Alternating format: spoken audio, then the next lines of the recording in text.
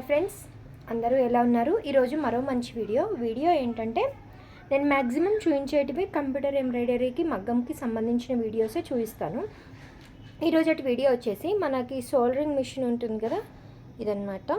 Okay, ఇది అయితే యాక్చువల్గా కంప్యూటర్ మనం కట్ వర్క్స్ వేస్తే కటింగ్ లాగా శారీస్కి అలా చేయడానికి యూజ్ అవుతుంది.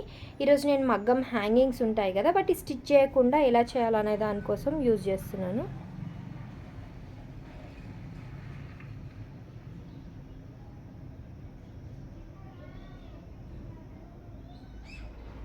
ఇలా అయితే పోగులు లేవాయి కదా, చూడండి. మీకు హోల్ కనిపిస్తుంది కదా, కొంచెం జాగ్రత్తగా జరీ అనేది కాలకుండా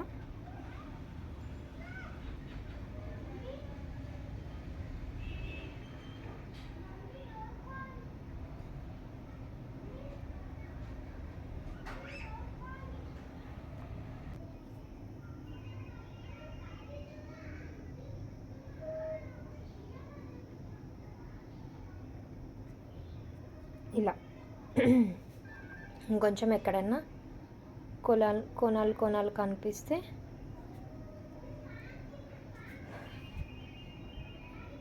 అంటే ఏంటంటే దీనికి అగరబత్తికి క్యాండిల్కి తేడా ఏంటంటే అగరబత్తిది బ్లాక్ అయిపోతుంటుంది కదా, దాన్ని పొడిని ఊపాలి. దీన్ని అలా ఊపే పనేం లేదనమాట. ఈజీగా టోటల్గా ఇలా క్లియర్గా చేసేసుకోవచ్చు. యాక్చువల్గా నేను కుడదామని చెప్పి క్లాత్ ఇంతగానో వదిలేసినాను. మళ్ళీ ఇది ఉంది కదా అని గుర్తుకొచ్చేసి ఇంకా స్టిచ్చింగ్ ఇలా రౌండ్ చేయడం ఎందుకులే అని చెప్పేసి ఇలా అయితే ఫినిషింగ్ నీట్గా ఉంటుంది. ఇదిగో చూడండి, జస్ట్ ఒక్క దగ్గర హోల్ పడింది అనుకోండి, ఫాస్ట్గా అయిపోతుంది. ఇందాక ఫస్ట్ది ఏంటంటే కొంచెం స్లో అయింది, మీరు చూసారనుకుంటా. ఒక హోల్ పడడానికే చాలా టైం పట్టింది. కానీ ఇంకో అది హీట్ ఎక్కిన కొద్దీ, కాకపోతే క్లాత్ చేసే ముందర చాలా జాగ్రత్త. అంత ఈజీగా ఏం కాలిపోదు. మనం ఇగో నేను ఇట్లా కిందికి ఈ ఈ డైరెక్షన్లోనే తీసుకోవాలి. ఈ డైరెక్షన్లో వెళ్తే పైకంటే రాదు, కిందికంటేనే. అలా అని ఇప్పుడు మన అగరబత్తి కానీ క్యాండిల్ కానీ ఉందనుకోండి, ఒక దగ్గర ఇట్లా కాలుస్తుంటే సైడ్కి కూడా నిప్పు రవ్వ అంటే కాలిపోతుంది. ఇది అలా కాదు, మనం ప్రెస్ చేస్తేనే కాలుతుంది, లేదంటే లేదు. పొగలు వస్తున్నాయి కదా, ఫాస్ట్గా కాలిపోతుంది అనమాట.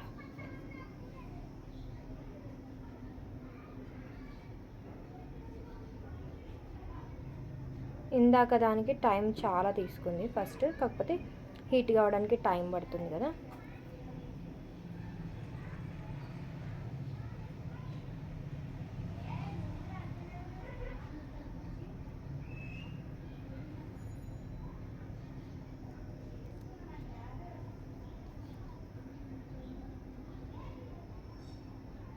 చెయ్యి కూడా కాలకుండా, మనకు భయం ఎక్కువ ఉంటుంది కాబట్టి మనం ఏం కాల్చుకోలేండి, ఎందుకంటే ఈ చేతితోనే పని ఎక్కువ కదా.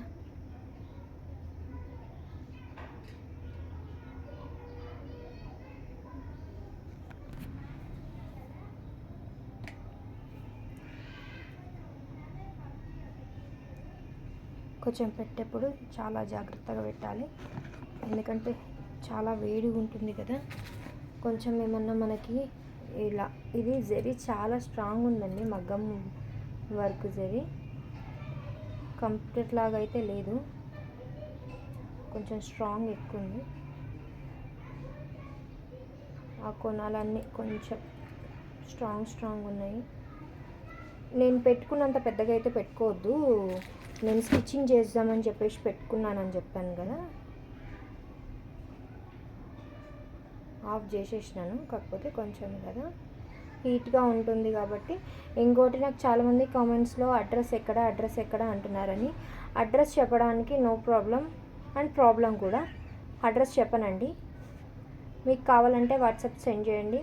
మీకు కొరియర్ వేసినప్పుడు అడ్రస్ ఆటోమేటిక్గా ఉంటుంది కదా, ఎందుకంటే ప్రాబ్లం అవుతుంది. ఇంకోటి, మీరు వచ్చి విజిట్ చేస్తామని కొంతమంది ఉంటున్నారండి. విజిట్ చేయడానికి అయితే లేదండి, విజిట్ చేయడానికి ఏం లేదు. మీకు కావాలి, మెటీరియల్ కావాలి అంటే తీసేసుకోవచ్చు, అంతే.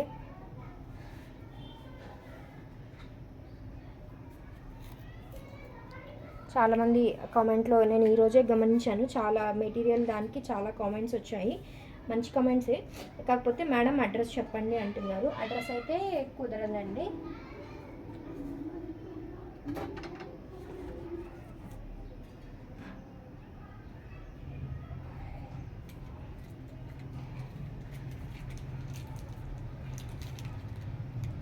చూడండి, అయితే కొంచెం నేను ఏమనుకుంటున్నానంటే ఒక చిన్న సైజులో స్పాంజ్, మనకి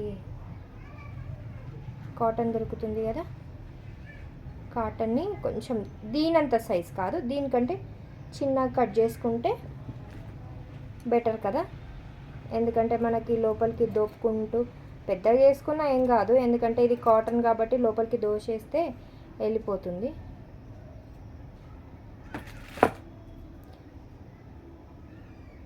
ఇలా స్టిచ్ చేద్దాం అనుకుంటున్నాను. ఇట్లా బయటికి కనిపించే కాటన్ మొత్తం లోపలికి వెళ్ళిపోతుంది. అయిపోయింది. చూడండి, మనం ఇలా, నేను యాక్చువల్గా ఇది సూది దారానికే వదిలేసినాను. ఇక్కడ మనం కొంచెం హోల్ ఉంచుకొని మన డోరీ ఉంటుంది కదా, ఆ డోరీ పెట్టేసుకుంటే సరిపోతుంది.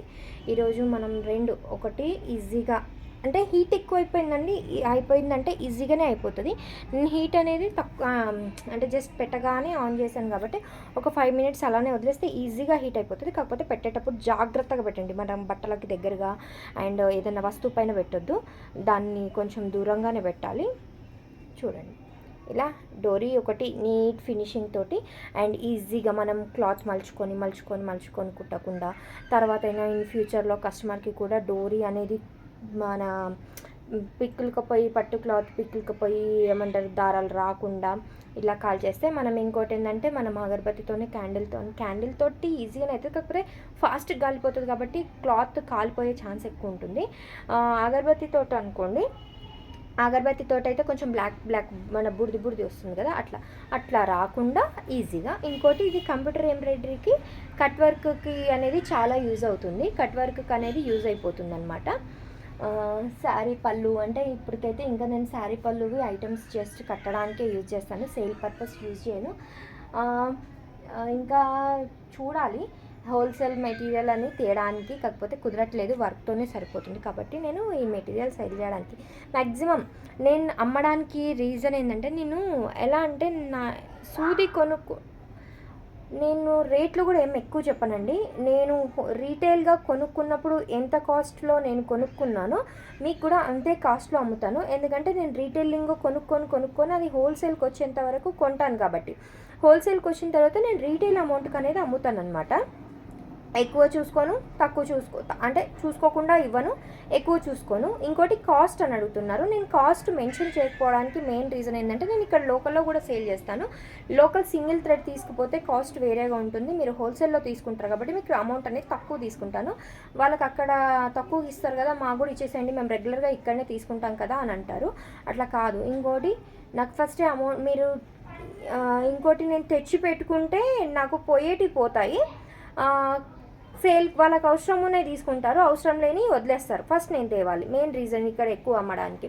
మీరు అనుకోండి హోల్సేల్ తీసుకునే వాళ్ళు బాక్సులు లాగా తీసుకునేది ఏంటంటే, కలర్స్ ఫస్ట్ మీరే చూస్ చేసుకుంటారు. 10 బాక్సులు తెస్తే 10 బాక్సులు, మీకు 10 బాక్సులు కావాలంటే నేను 10 బాక్సులు తెప్పిస్తాను, 10 వెళ్ళిపోతాయి కాబట్టి నాకు మిగిలిపోవు. అదొక మెయిన్ రీజన్ తక్కువగా అమ్మడానికి. మీకు నేను ఎక్కువ రేట్ చెప్పేస్తే అది మళ్ళీ ఇంత రేట్ చెప్పేస్తుంది కదా, నేను రీటైల్ రేట్ చెప్పేస్తే ఇంత రేట్ చెప్పేస్తుందని ఇక్కడ వరకు కాల్ కూడా చేయరు.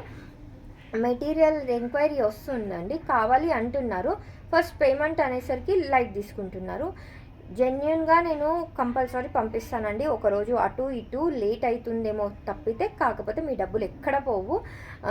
ఒకసారి ధైర్యం చేసి తీసుకున్న వాళ్ళైతే ట్రస్ట్గా కంటిన్యూగా తీసుకుంటున్నారు, అట్లా ఏం ప్రాబ్లం లేదండి. కాకపోతే కొరియర్కి కొంచెం నాకు పంపడానికి 1 డే 2 డేస్ అట్లా పడుతుంది అంతే. మీకు ఆర్టీసీ కార్గో అనేది ఉంటే, కొంతమందికి నాకు ఆంధ్ర కస్టమర్స్ ఎక్కువ వస్తున్నారు. ఆంధ్రాకి వెళ్ళాలంటే మొన్న తెనాలికి పంపించినాను. తెనాలికి ఆర్టీసీ కార్గో ఉంది, కాకపోతే తెలంగాణ నుంచి లింకప్ లేదనమాట. కాబట్టి వాళ్ళకి మళ్ళీ నేను డిడిసి పంపాల్సి వచ్చింది. బెంగళూరు అక్కడ అంటే ఆర్టీసీ కార్గో ఉంది. ఆర్టీసీ ఒక్కోసారి ప్లస్, ఒకసారి మైనస్. ఎప్పుడంటే ఏమంటారు, మన ఆయిల్ స్ప్రే ఉంటుంది కదా, ఆయిల్ స్ప్రే ఇలా చిన్న చిన్న ఐటమ్స్ ఉంటాయి చూడండి, అది డిటీడీసీలో పంపించచ్చు. ఎందుకంటే 100 రూపీస్ కేజీ, 100 రూపీస్ అనమాట ఆంధ్రాకి. ఇంకా వేరే దగ్గరికి ఎంతనో కానీ ఆంధ్రాకి ఎక్కడ పంపించినా కానీ 100 రూపీస్ కేజీ. అది కేజీకి విలువ ఉంటుంది కాబట్టి మీకు 100 పడుతుంది. అదే ఆర్టీసీ అనుకోండి కేజీ లెక్క ఉండదు అనమాట, ఐటమ్ అంతే. ఐటమ్ పంపాలంటే 250. ఇప్పుడు నేను ఒక 10 కేజీల ఐటమ్ పంపించినా 250, 300 ఉంటుంది. హాఫ్ కేజీ పంపించినా 250, 300 ఉంటుంది అనమాట. అది డిస్టెన్స్ని చేస్తుంది అనమాట. ఆర్టీసీ అయితే డిస్టెన్స్ని చేస్తుంది, డిటీడీసీ అయితే కేజీ లెక్క చేస్తుంది. వెయిట్ తక్కువ ఉంటే డిటీడీసీలో పంపిస్తాను, వెయిట్ ఎక్కువ ఉంటే ఆర్టీసీ కార్గోలో పంపిస్తాను. ఇంకోటి ఆర్టీసీ కార్గోలో కూడా తెలంగాణకి లింకప్ అయి ఉంటేనే నేను పంపించగలుగుతాను, లేదంటే డిటీడీసీకి అమౌంట్ పెట్టాల్సిందేనండి. ఇంకోటి అదేదో ఉంటుందండి, నేను కనుక్కుంటాను, దానిలో కూడా కొంచెం అమౌంట్ తక్కువ ఉంటుంది. వెయిట్ ఎక్కువ ఉంటే అమౌంట్ తక్కువ ఉంటుంది అనమాట దానిలో. నేను అది కూడా కనుక్కుంటాను. మ్యాక్సిమం నేను కూడా మీకు అమౌంట్ సేవ్ కావడానికే చూస్తాను, ఎందుకంటే ఎవరమైనా అమౌంట్ సేవ్ చేయాలనే చూస్తాం కదా. అన్ని ఐటమ్స్ కొంటారు, కొరియర్ ఛార్జ్ అనేసరికి వెనక్కి అయిపోతారు. అన్ని ఐటమ్స్ కొంటున్నారు, కొరియర్ ఛార్జ్ 10,000 ఐటమ్స్ కొనుక్కొని 200, 300 కొరియర్ ఛార్జ్ అనేసరికి వెనక్కి వెళ్ళిపోతున్నారు అనమాట. చూసుకోండి, ఎందుకంటే అది నేనైతే పంపలేను కదా, నాకు వచ్చిన లాభం అవిని కొరియర్కే వెళ్ళిపోతాయి అనమాట. ఇన్ని వేలు కొంటున్నాం కదా, మాకు కొరియర్ ఛార్జ్ ఫ్రీ ఇవ్వచ్చు కదా అంటే నేను అంత మార్జిన్ పెట్టుకోను, కాబట్టి నేను కొరియర్ ఛార్జ్ నేను వేయలేను అనమాట. చూసుకోండి, నేను అమౌంట్ ఎక్కువ చేసి కొరియర్ ఛార్జ్ చేయమన్నా చేసేస్తాను, అట్లేం లేదు. కాకపోతే మీకు కూడా ఇంత దూరం నుంచి వచ్చినందుకు ఏదైనా బెనిఫిట్ ఉండాలని చెప్పేసి నేను పంపిస్తున్నాను. ఓకేనండి, మీకు కనుక వీడియో నచ్చితే లైక్ చేయండి, షేర్ చేయండి, సబ్స్క్రైబ్ చేసుకోండి. ఇది షోల్డరింగ్ మిషన్ కావాలి అంటే మాత్రం వాట్సాప్ నెంబర్ 8247890626 అనే నెంబర్కి వాట్సాప్ చేయండి, కాల్స్ చేయకండి. వాట్సాప్ మాత్రమే చేయండి. వాట్సాప్ చేస్తే నేను రెస్పాండ్ అయిపోతాను, కాల్స్ అయితే రెస్పాండ్ కానమాట. మీకు ఎవరికైనా కావాలంటే ఆర్డర్ పెట్టేస్తాను. Okay, thank you.